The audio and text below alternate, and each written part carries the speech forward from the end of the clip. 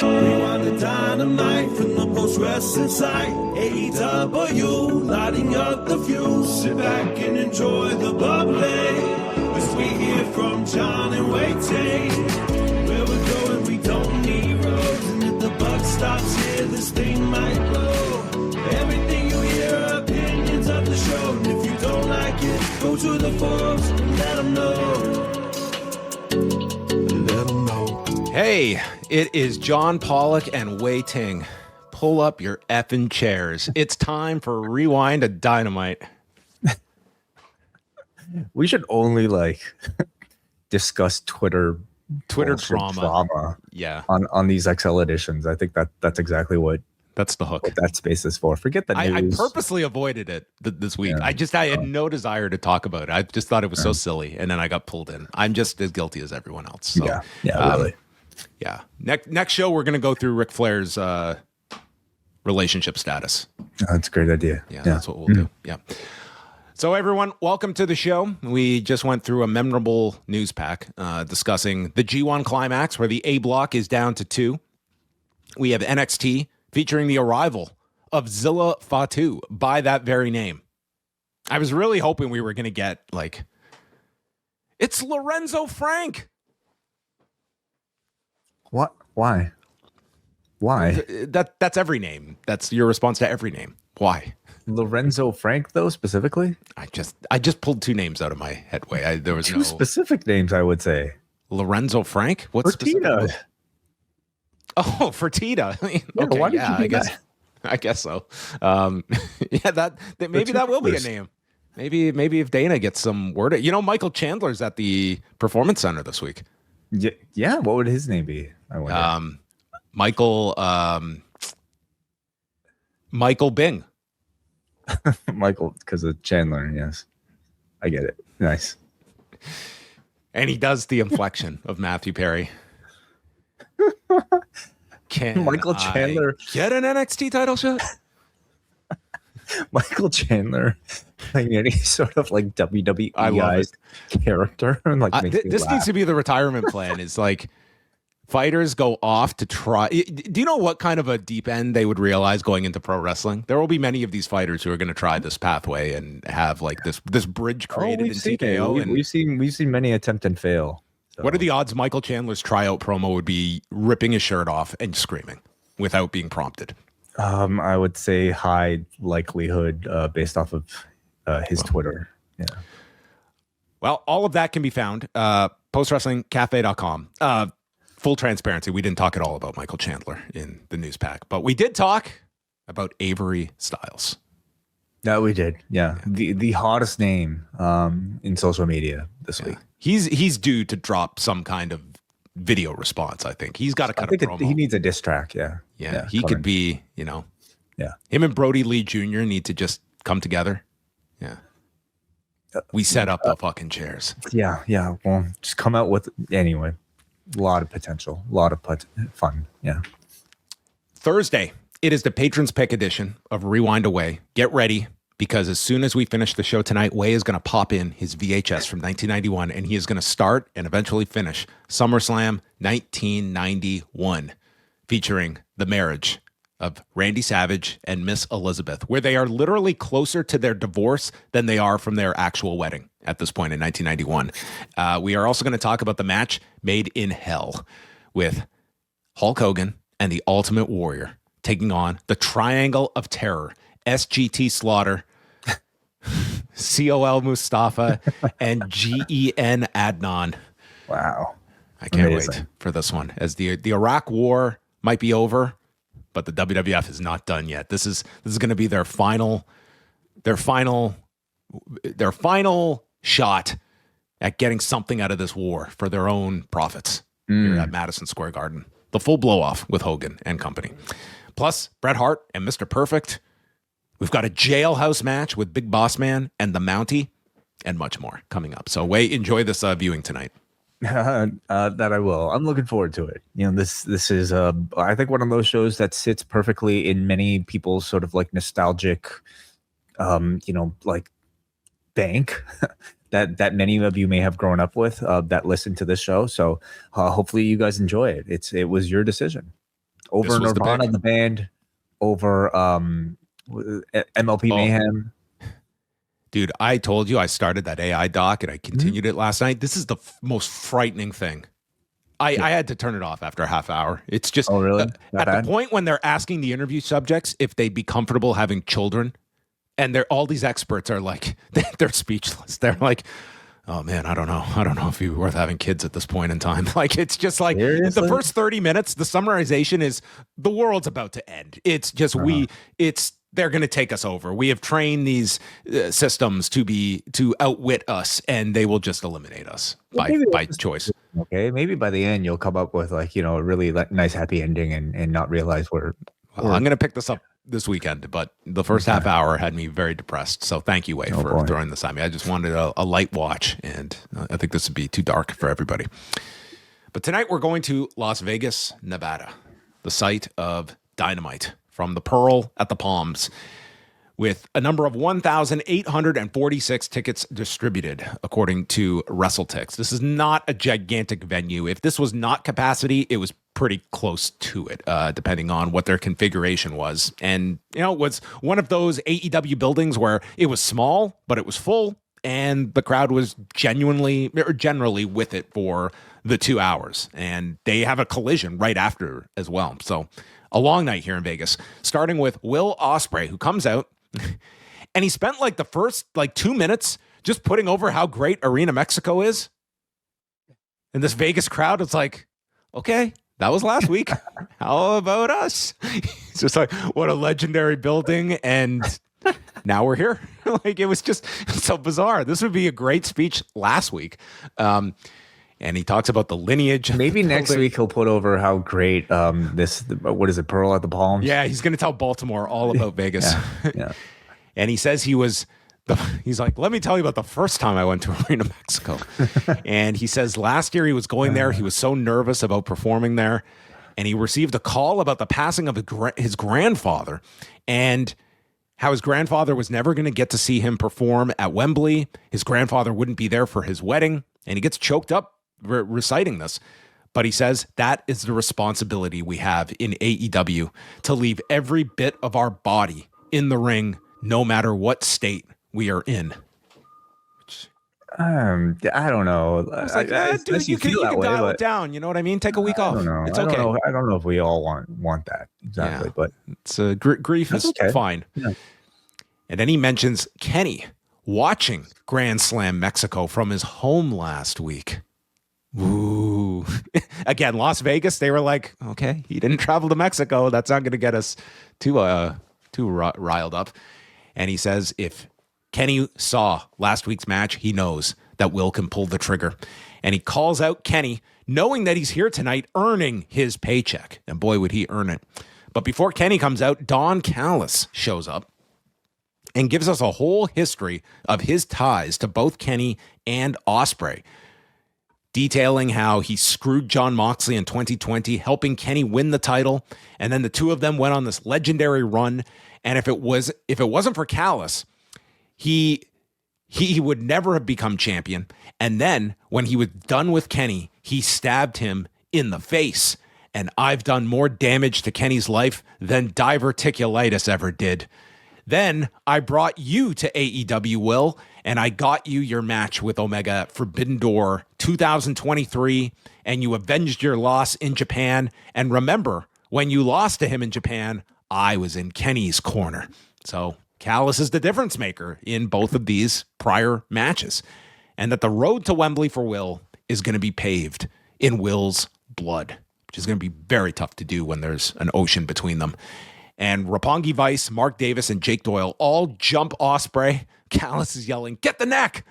And then Omega shows up with a pipe, taking out the Don Callis family.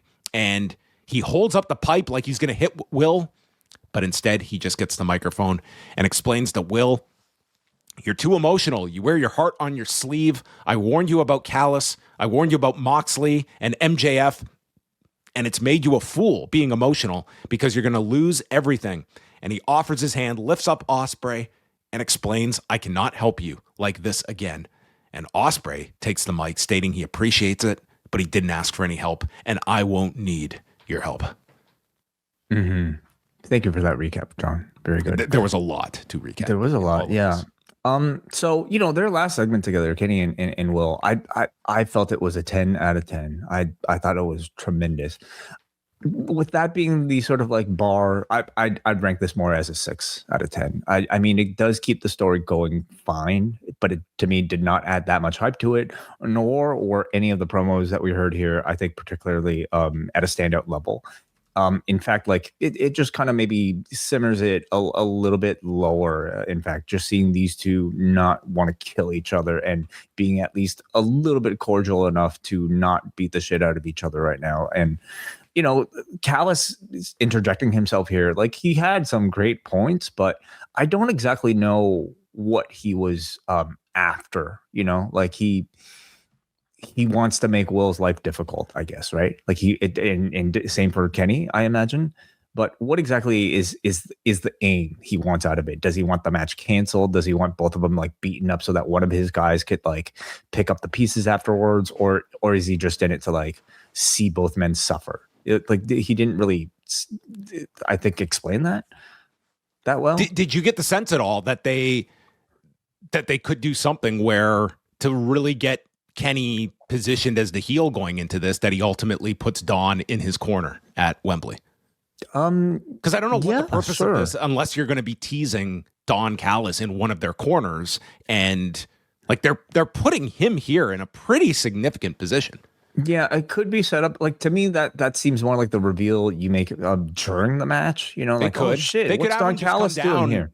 He's Miss Elizabeth at WrestleMania 5. Yeah, like to me, like joining the Don Callis family to me like feels like a bit of a rerun for Kenny Omega. It would also be like maybe steering him too far into the heel direction when Kenny is a very much a sort of like convenient heel in this position, right?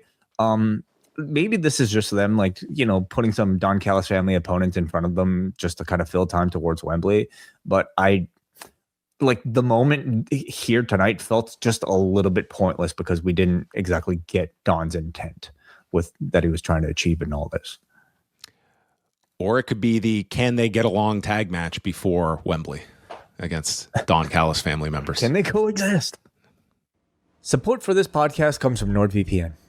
There is a lot of wrestling happening every week, and if you're a completist like we are at Post, then you probably know how expensive it can be juggling multiple streaming services just to keep up. In some parts of the world, things are set up pretty well. Regions where WWE lives on a single paid streaming service, others where AEW fans can get their weekly shows and pay-per-views bundled under one subscription. But when those fans travel abroad, they lose access to those fully featured versions of those services that they rely on at home. And that's where NordVPN comes in.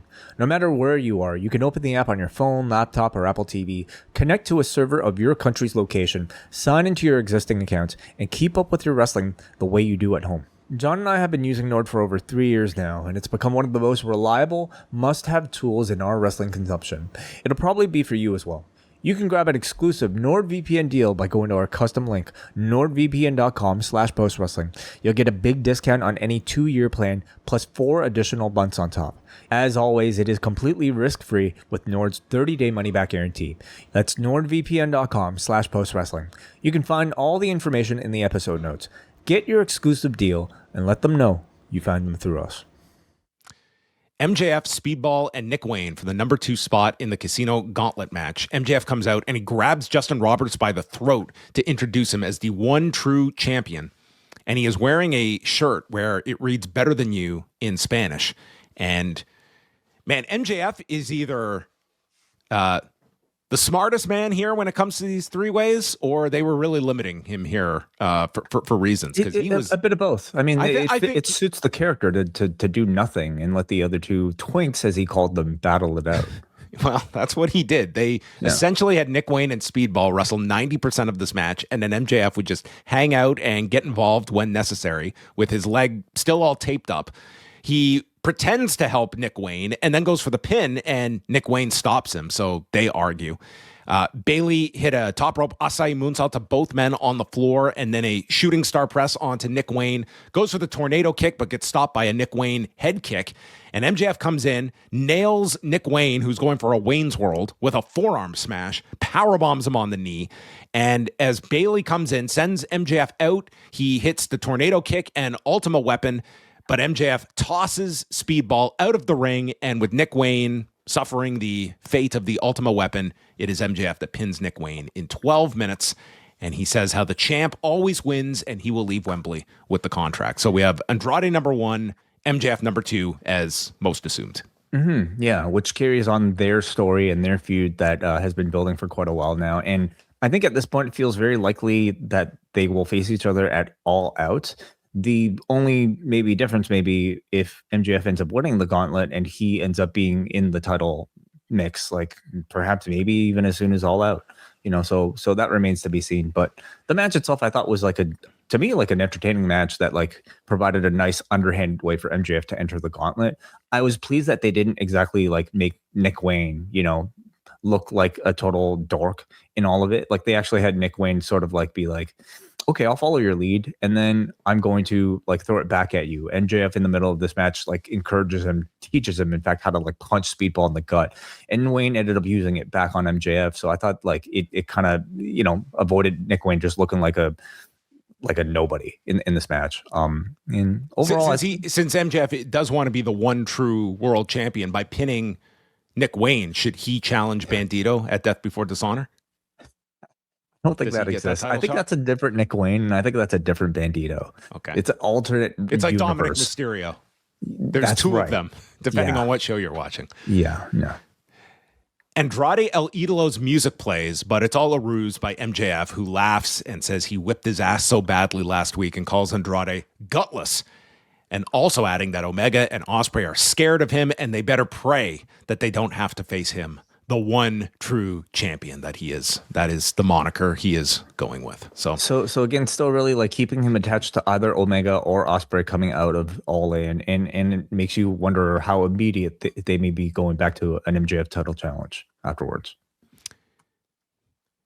Then the Divine Dominion were in a pub, and they accused... It's the Brawling Birds pub. The Brawling Birds. It's their own custom pub? Yeah. Where is this located? I have no idea. Did they fly to this pub, this one central pub? Is this in England? I think they have a traveling pub that goes with the AEW Dynamite set everywhere they go. Oh, okay. Well, that's part of their contract. Look at this overflow crowd, standing room only. Where are the chairs? No Nepo babies to do it. They made the accusation that the Brawling Birds are British stereotypes. Excuse me? Watch your mouth, Divine Dominion. They said, you only campaigned for a shot on this show because you're the hometown team. There's no lies here. They're completely right in everything they say here. Yeah. Your greatest moment will be our biggest massacre. And they take 2 pints of beer and they just drop them on the floor, shattered into 1,000 pieces. This poor pub. Somebody else's problem. Yeah. I mean, I love this tag team. And I think for the moment, this is a really strong way for the both of them to develop their promo experience without having to just kind of lead these segments by themselves. But I have to think they are already making plans for both of their solo runs, because there's just so much, you see money in both of them, right? And I wonder if it'll come sooner than later. I do expect a title change with the Brawling Birds. So to me, the question is, do Divine Dominion continue afterwards, or do you already start telling the breakup story? Because there's so much potential in the both of them as these mega stars, especially I'm looking at Lena Cross as maybe a bigger star than Megan Bayne will be coming out of all of this. She sounds better on in a promo. In ring, she's more than capable. So I'm very curious to see if they if we're approaching the end of Divine Dominion, or if they'll keep it going a bit longer. God. And then we're back to what, a one-team division? Yeah, I guess so. Yeah, but can you not say these two aren't more valuable in as singles? If there is the spots for them. The tag team, they've got an identity. They've got a place on this show. And I just worry that splitting them up I just think it's a tougher roll of the dice if you're not among the, couple of women that are going to get pushed versus just you fall into the ether that many can in AEW. Well, how do you book them as a tag team after they've lost the titles? They're supposed to be so dominant. They're like another Hurt Syndicate, right? Like they're so dominant. Like you can't really like tell a chase story with them, Well, maybe Penelope's ready to come back, and then there's something. You can do something there. Mick Foley is backstage with the Bang Bang Gang, which I think is the sole reason they booked him on this show, was to interview the Bang Bang Gang. And he asked Jay White about his match with David Finlay, and he hopes that Moxley makes it through to the next round so he can face him. He just wants to get all of his revenge out in this match. The Guns just flexed their arms. Juice stood there, as did Ace, shirtless. It's a very weird segment. Yeah, I think they have found like a rough fit for Mick Foley so far. Like he's really just kind of continuing his WWE, captain. He's the modern day Lou Albano, where he's just like kind of there to play jester. And in this form, as a backstage interviewer, he's a name. Like maybe he'll attract some like channel flippers that may see, oh, there's that guy, there's Mankind. But no one flips channels anymore. I mean, this is still on TV. Maybe a 60-year-old, is still flipping channels and will remember Mick Foley. Don't you think it would have been better for him to do this segment with the dogs? Bow down. That's right. I remember that. Yeah. He's got reason to be well steeped into this feud, both as a dog lover and a dog impressionist, and also the Bang Bang guys, of course. Jay White and David Finlay in the Continental Cup, the two rivals going at it again. I think they said on commentary that it was David Finlay that kicked Jay White out of the group, and it was vice versa going back, but regardless. So, well, who's paying attention? Okay. Well, clearly, they had made like video packages. Like I saw a really good one online. I don't know if it aired on Collision or not, but like that featured like so much like New Japan footage. New Japan has like basically their entire life's history together, okay?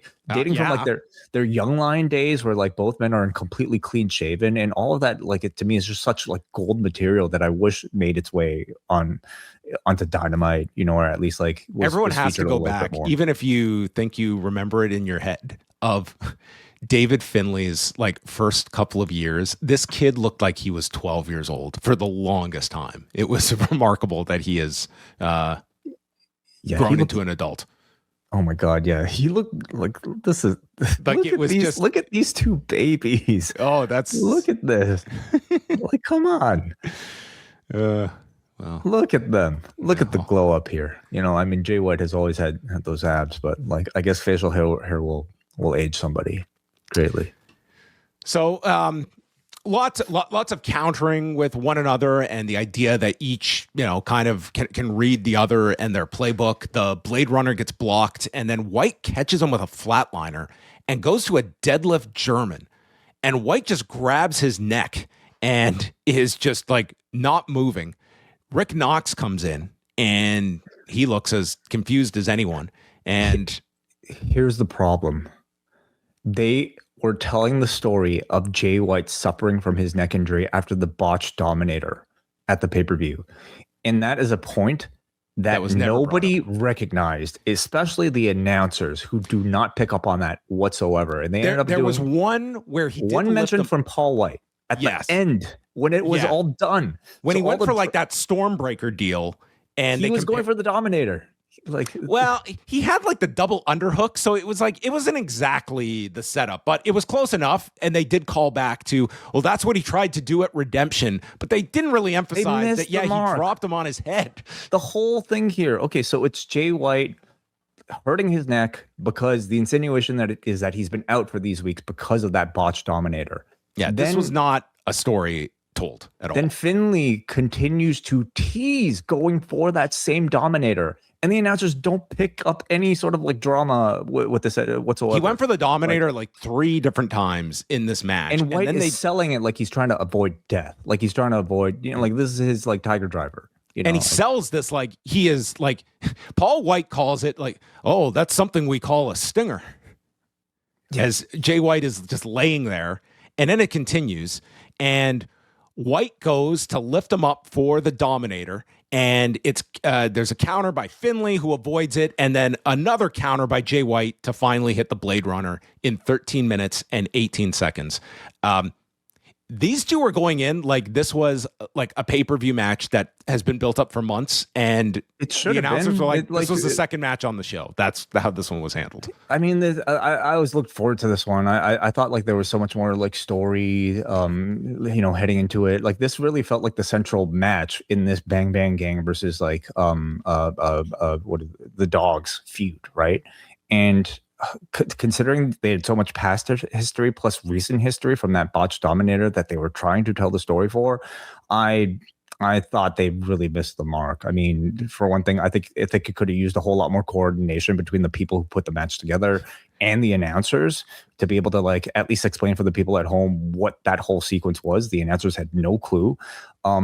And does this still go up on New Japan World? Because maybe we'll get the Walker Stewart, Chris Charlton call of this match, and it would be astounding to hear the different call.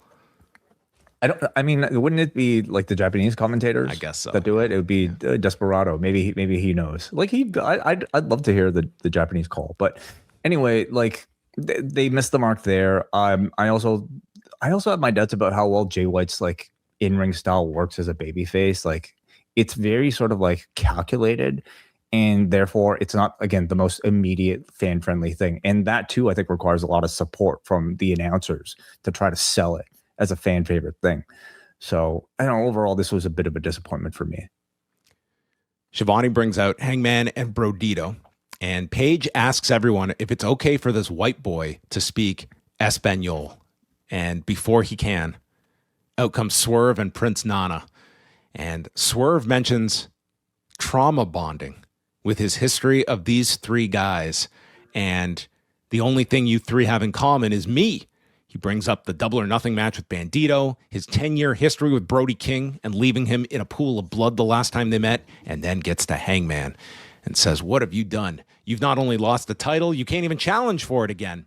And then Paige brings up Swerve's lack of results this year, despite all your heinous shit. But before things can escalate, out come the Demand. And Ricochet was just on one here. He just runs down everybody in the ring, blames Swerve for having him showered in toilet paper and changing me forever. You also dropped GOA, but I saw their potential. And together we became trios champions, even though Toa's shoulders were not on the mat when we lost, and we want a rematch. And he issues a warning to Swerve because you've got 9 guys out here that hate you, and tells him, get to steppin'. And Swerve quietly walks out as Excalibur warns that Swerve doesn't forget stuff like this. And he tells Ricochet that Brody might do the barking, but Ricochet is the bitch. And at the end of this, Hangman challenges the Demand to come into the ring, but the Demand will do this on their time. Another one of my favorites, the challengers that get to dictate the title match as well. The goal is to goad the champion into wanting to defend it. Then you say, all right, now I made you want it. Now I get to dictate. Yeah, they got the verbal commitment, so you can't get out of it now. It's an oral contract. Yeah. Just once, a champion should just say, all right, then fuck you. Then you're not getting it. I'm going to give it to somebody else.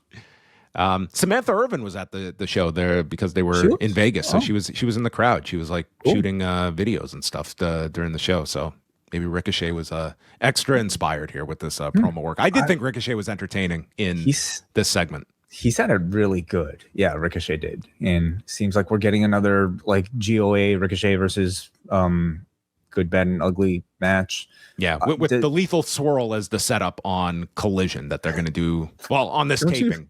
I guess if you're the Lethal Swirl, you're glad that you're at least on TV on Dynamite. But how low do you have to be like the set up trios for the other trios team in your own faction?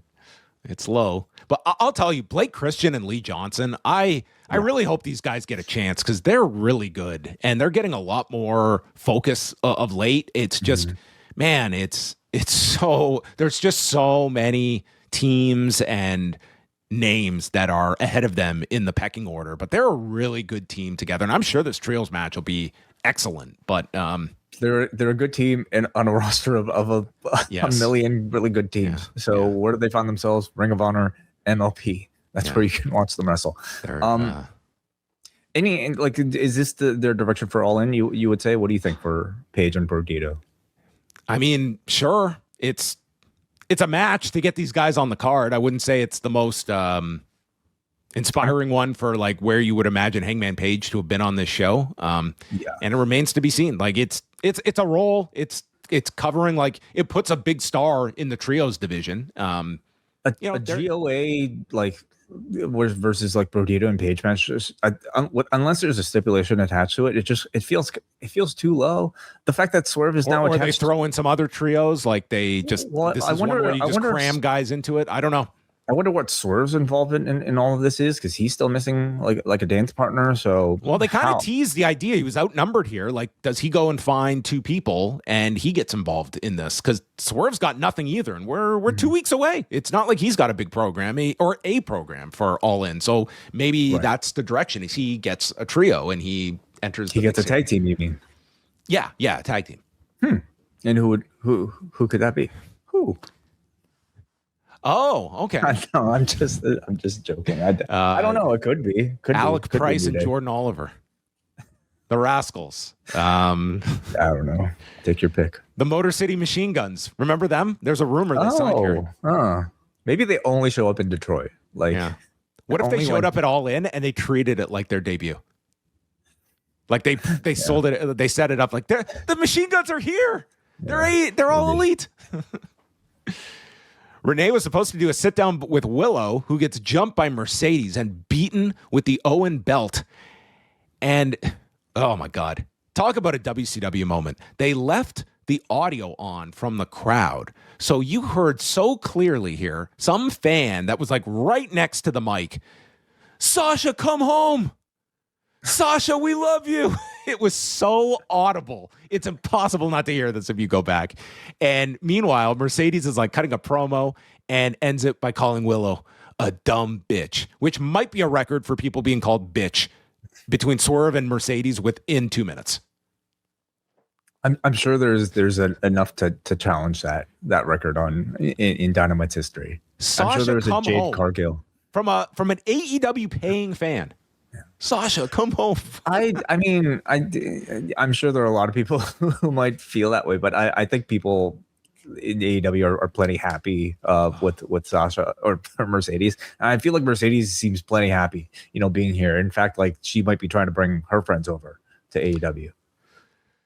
Kevin Knight against Chris Jericho for the TNT title. So Jericho did a lot of his regular offense now, the top rope Rana, big high cross to the floor, and then leaps into Paul White's lap. And Paul White was on commentary.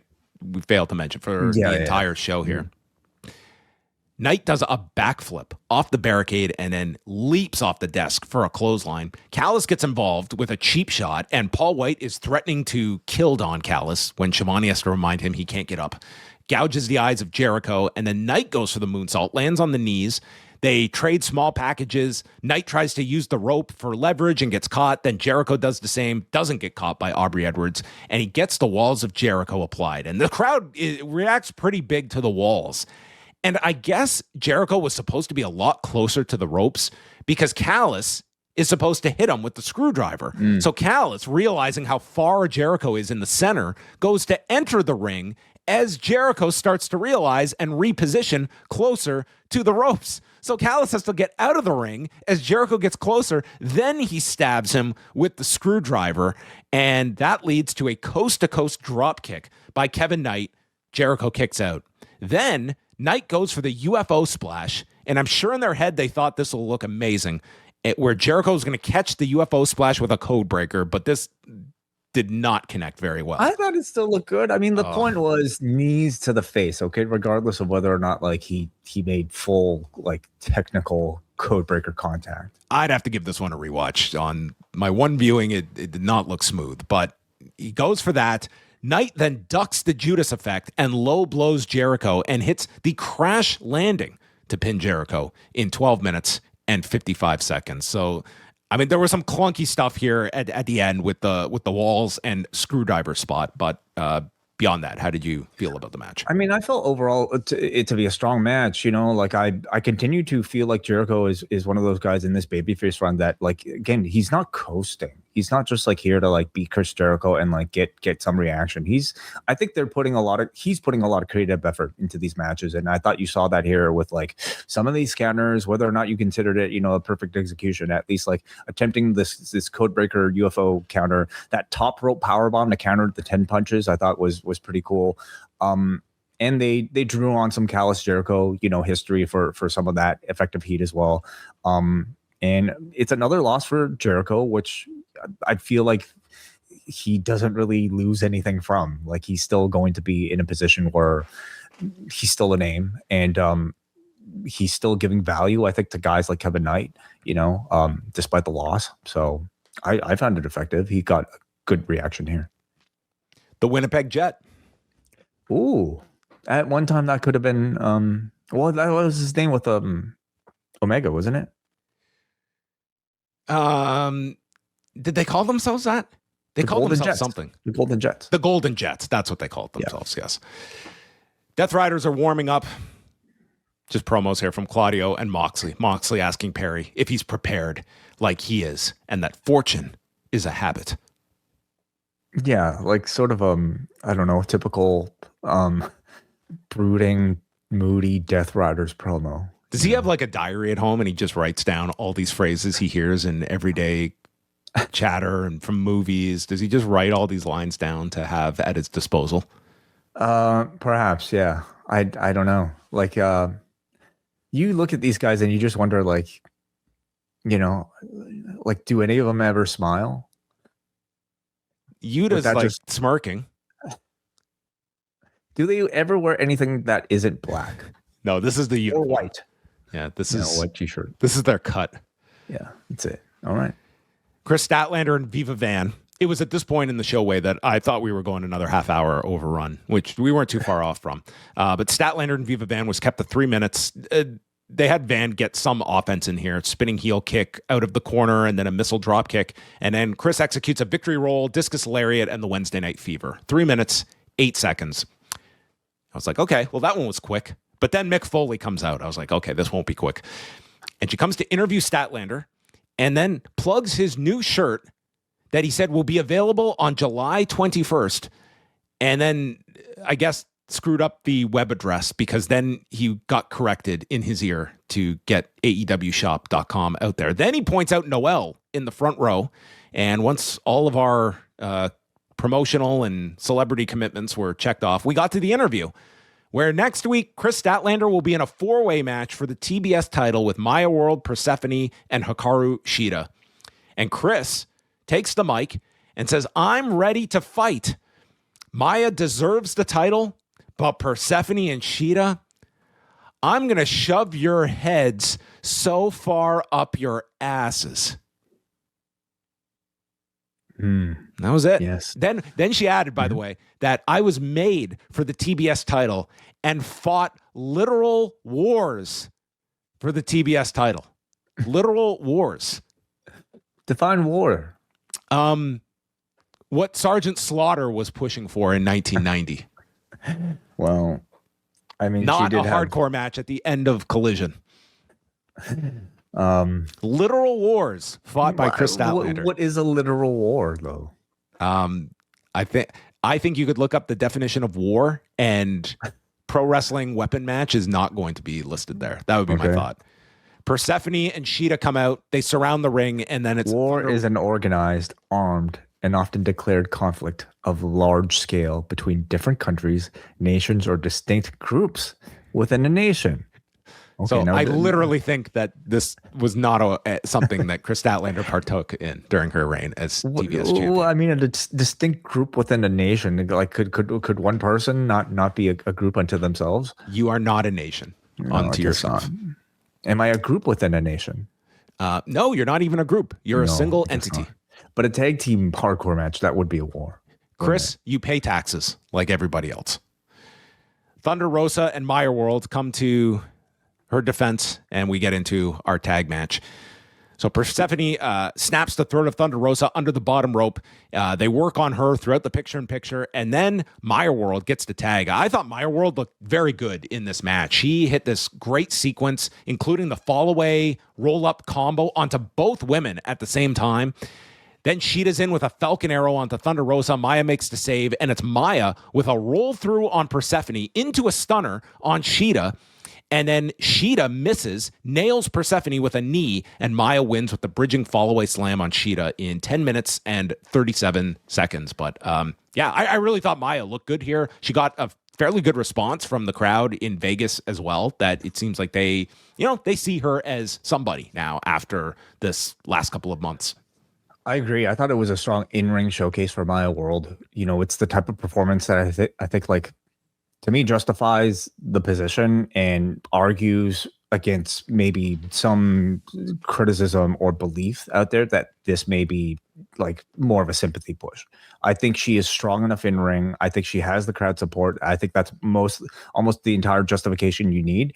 But I do think like maybe like the garnish could use a little bit of work in that I think like the energy in her entrance could use a little bit of pizzazz. I think her voice is almost non-existent on Dynamite, and maybe it's because they don't think she's as ready for it. But no matter the reason, I think they need to build her personality on camera a whole lot more. That to me just feels like a big lacking part of the presentation that, feels like for a TBS champion, somebody on that level, you'd want a lot more of. What if she had a big stipulation match with Chris Statlander? What? For the TBS title, a Maya World War match. Would that be a literal war? At that point, I'd just give in. Yeah. Okay. Got it. Yeah. Complete with a tank. Sure. I'm done. Statlander came out and congratulated them all. So 4-way next week for the TBS title. I think the mid card in the women's division is looking like pretty strong. I mean, I think Statlander is in a really good spot right now as like the sort of like veteran. You might even consider gatekeeper. Towards like that higher level. She's looking really good in ring lately. I'd kind of throw Rosa in there as well. And Persephone, I think, continues to feel like she has so much upside. For her. Darby does a promo. He has no regrets about his AEW title run. He burnt the candle at both ends, but now he sees Kevin Knight doing the same thing, defending his TNT title weekly. And this comes after he had a discussion with Tony Khan, and he's going to show Kevin Knight how far he'll go at Wembley Stadium when they have a Falls Count Anywhere match. There is no training Kevin Knight can do to prepare for this. Kind of like this guy running a marathon. No training? No training. Yes. When did he do the marathon? Oh, he mentioned this once. He did one like... I heard Punk do it. I heard Punk say that. Am I confusing those two? Maybe. Yeah. It wouldn't surprise me if he did a marathon too with no sleep. Maybe he said he'll beat Darby. If you beat me, then you will have lived up to the potential I saw in you all these years ago. So Darby Allin in a Falls Count Anywhere match at Wembley. Yeah, I mean that's going to be an attraction because a Darby Allin hardcore anything is going to be very different from your typical wrestler hardcore anything. So. How we're in Wembley Stadium? Will they wrestle? The roof. And where will they jump from? The roof. Okay, that arch maybe at Wembley. What if Darby gets tossed off the roof and then he's got like a? Yeah. By the way, you're not wrong about Darby Allin as well because he plans to do the New York City Marathon and he plans to wing it. Okay, that's what I'm thinking of. He hasn't done it yet, but his plan is to do it cold. Okay. Well, let's see. I mean, training for a marathon, probably a very specific thing, but it's not like this guy's out of shape. And he's fucking crazy. So that'll help too, I'm sure. Renee spoke with Kyle Fletcher and Don Callis. He has beaten Speedball, and he has now defended this international title 3 times in 3 countries. The 4th will be in England at All in London, and cross Europe off the list. So Callis mentions that there is a former international champion that hasn't received a rematch yet, and in walks Okada to a pop. But that's not all, as Callis says that at All In, it's going to be a 3-way involving Takeshita.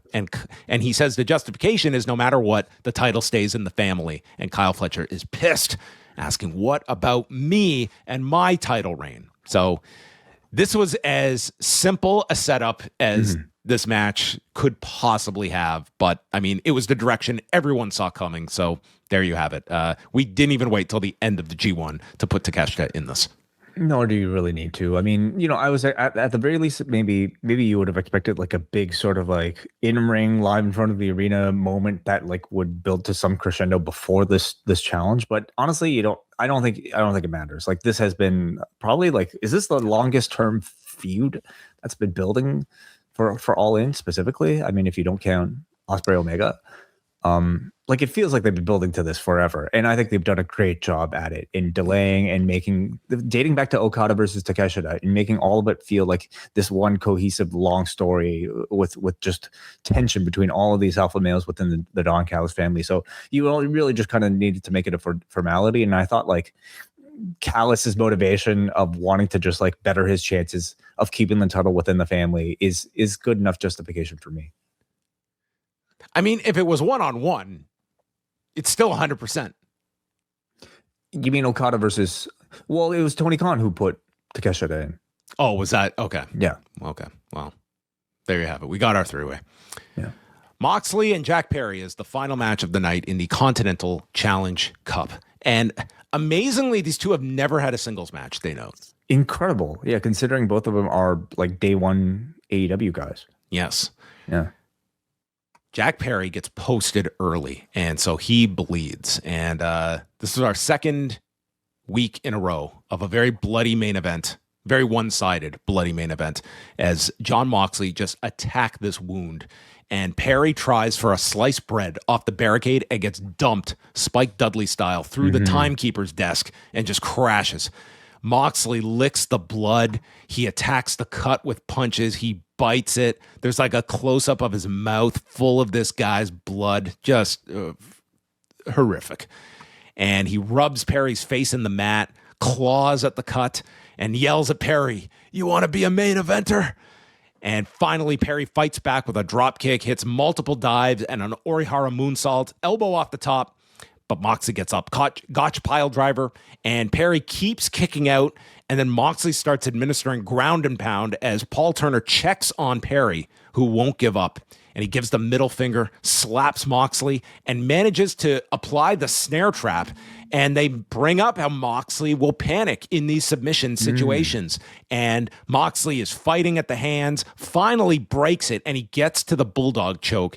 And Moxley is wrenching on the throat. Perry, with his last gasp, gets to his feet, and Moxley changes arms, pulls him back to the ground, and Perry goes out in 15 minutes and 53 seconds. They eventually do shake hands after the match, and that is Jon Moxley advancing to the round of 8, which will begin next Wednesday. Yeah.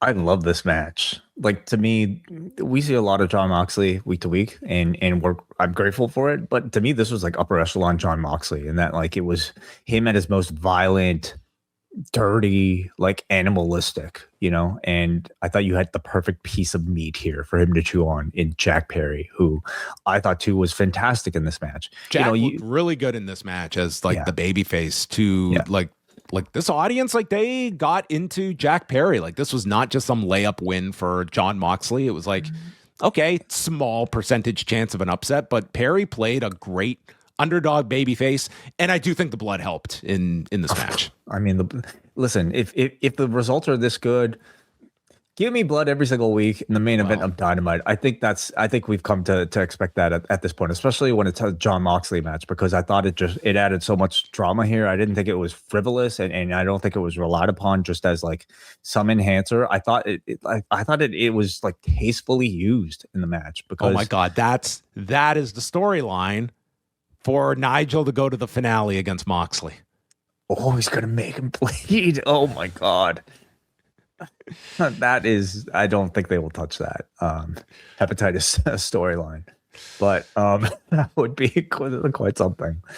But like Moxley, I thought this match was great as well. I thought this was the match of the show for me. Agreed. Like Mox looked like he looks like he's like having the time of his life in these sort of matches where he could just like he can utilize a combination of just like great realistic looking striking ground and pound plus like perfect technical submission like entries. You know, he did this like head scissors figure four thing that I've never seen anybody do before, much less him, and it looked awesome. Perry's comeback in this whole like sequence towards the end I thought was so good, and then you had this amazing fight on the ground that I thought Perry sold really well in that rather than like your slow pass out from like a rear naked choke, the moment it's in, you don't get the hand raise. You don't get anything. It's fight. And then I'm out, which is a lot more realistic. Like you could literally just kind of see the lights.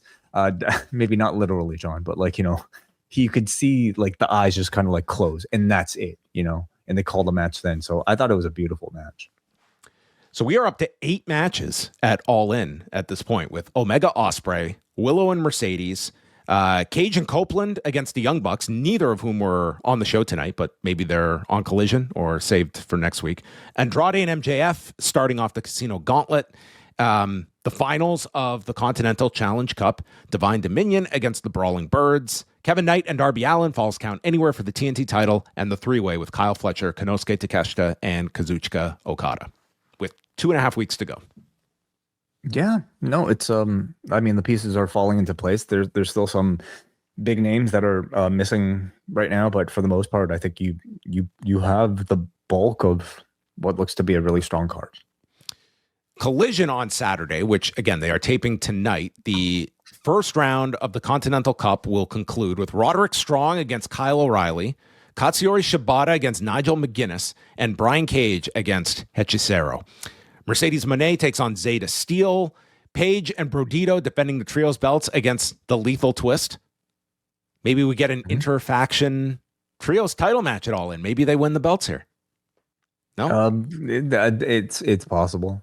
And the Divine Dominion will have a match on the show. At least that is what they announced on the broadcast. So there you go. That was Dynamite with next week's show in Baltimore. Had they mentioned like if the Continental Classic will be taking place at the same time this year?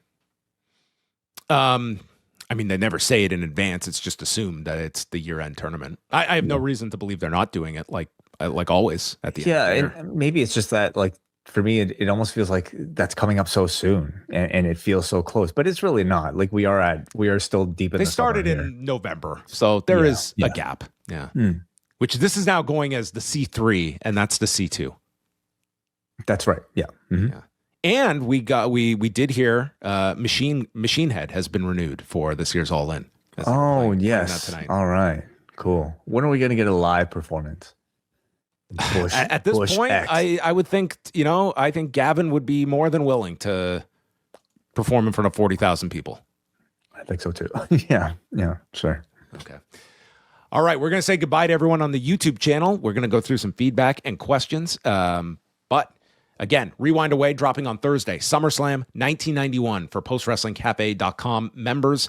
Also coming your way, we've got G1 shows covering the last 2 nights, and then Thursday we're putting out a free show with Bruce Lord and Kate from Montreal as they will recap the final B Block show, and then shows on Saturday with me and Karen, and Sunday the final with Bruce, Karen, and WH Park, and then our G1 coverage will be closed for another year as well. Will Wai Ting secure second place? The big drama that will be answered on Monday.